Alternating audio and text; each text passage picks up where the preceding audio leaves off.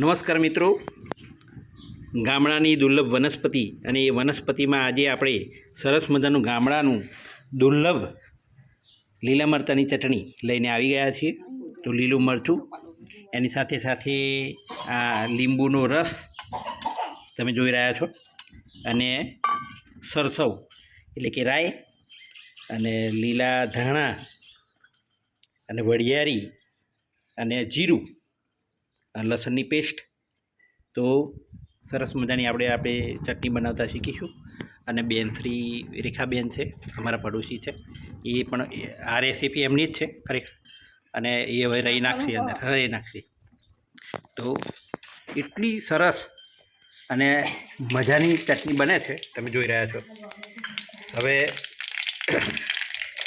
રહી પછી એ પેસ્ટ નાખશે લસણની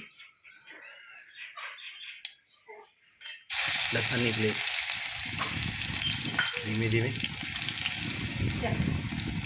પછી એ પેસ્ટ તૈયાર થાય એટલે કે સરસ તેલની અંદર શેકાઈ જાય એટલે પછી ધીમેથી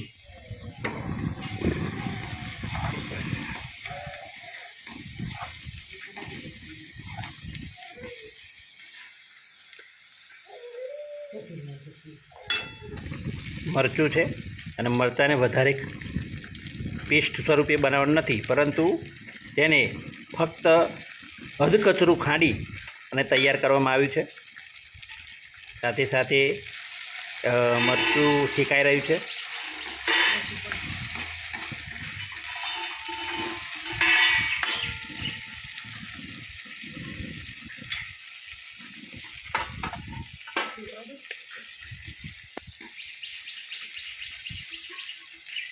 એટલે બેન શ્રી રેખાબેન ખરેખર બહુ સરસ મજાની ચટણી બનાવે છે. એટલે આજે એમને હું પડોશમાંથી બોલાવી લાવ્યો કે તમે એ ચટણી બનાવતા મને શીખવાડો.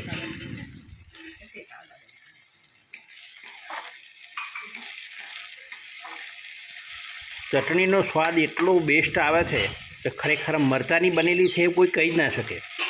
તમે ખાવ તો એવું લાગે કે ખરેખર આની અંદર મરચું છે જ નહીં, પણ એક પ્રકારની શાકભાજી હોય એવું લાગે.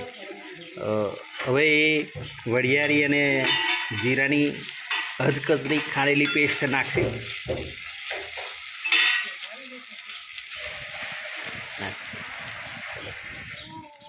અને ધીમે ધીમે એ શીખશે.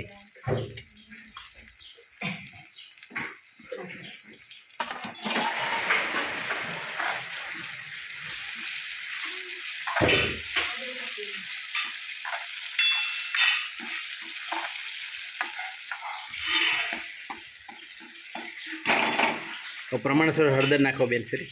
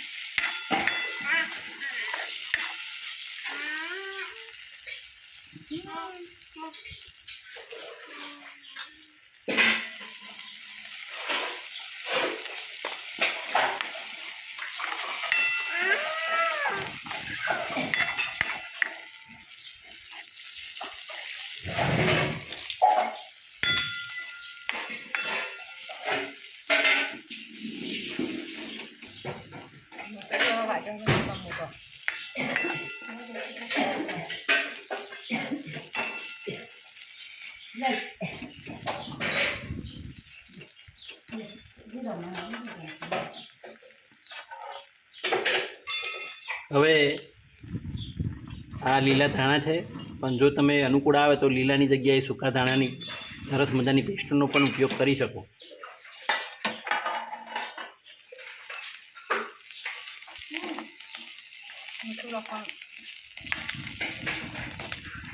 પ્રમાણસર મીઠું નાખશે બેન.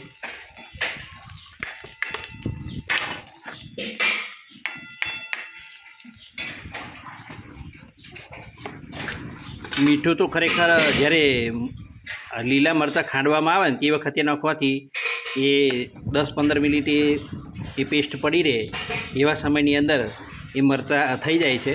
પણ વ્યક્તિને પ્રમાણસર અથવા અનુકૂળતા પ્રમાણે એ પોતે વધારે ઓછું કરી શકે છે.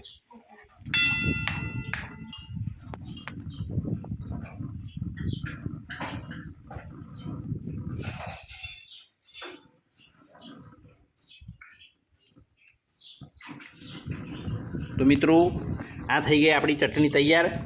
હવે એ ચટણીને ખાવા માટે હવે ઘી ચોખ્ખું હોય તો બહુ સારું, અને એ ચટણીની અંદર ઘી 1 ચમચી નાખીને જો ખાવામાં આવે રોટલા ઉપર બાજરીના બંબુ સાથે, તો ખરેખર એટલી સરસ લાગે છે.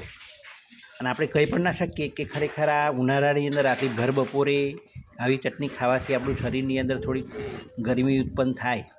પણ ના મિત્રો, એ સ્વાદિષ્ટ બને છે, કારણ કે આમાં વપરાયેલા મરચાં છે એ વધારે તીખા નથી. તો બેનશ્રી, તીખા બેનશ્રી અને એમની આ રેસીપી છે. સરસ મજાની ચટણી પણ અને ભોજન પણ બહુ સરસ બનાવે છે બેન. પોતાનું આંગણું પણ સરસ મજાનું સાફ કરે છે, એટલે એમની જોડે શીખવાનું ઘણું બધું છે. તો મિત્રો, હવે આપણે ફરી મળીશું આવા જ આપણા ગામડાના બેન, અને જે સરસ મજાની નવી રેસીપી આવડતી હોય કે અને આવી રેસીપી તમે જુઓ, તમે ઘરે બનાવો, સબસ્ક્રાઈબ કરો, શેર કરો અને નવું જાણો. ફરી મળીશું. આવજો.